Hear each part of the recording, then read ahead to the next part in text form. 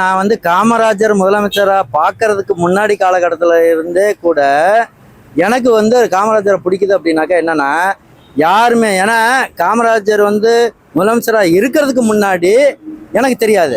ஆனால் இருந்ததுக்கப்புறம் அவர் இறந்தப்ப நான் உயிரோட இருந்தேன். அவர் வந்து ஒரு 10 ரூபா காசு கூட பாக்கெட்டில் வச்சுக்காம ஒரு நல்ல நிலைமையில போய்கிட்டு இருந்தார் அப்படிங்கிறது தான் எனக்கு தெரிஞ்சது.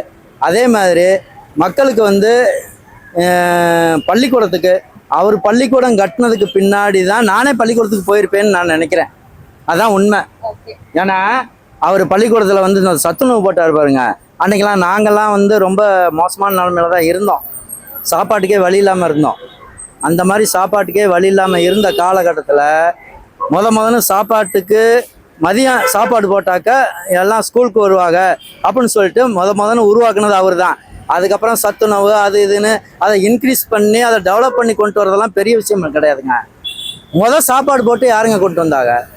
நாங்கள் கம்பா கூழாக குடிச்சிக்கிட்டு கிடந்தோங்க. ஆனால் ஒருத்தருக்கு சாப்பாடு போடணும் அப்படின்னு சொல்லிட்டு சாப்பாடு போட்டு நல்ல நிலைமைக்கு கொண்டுட்டு வந்தது யாருங்க? அவர் தாங்க.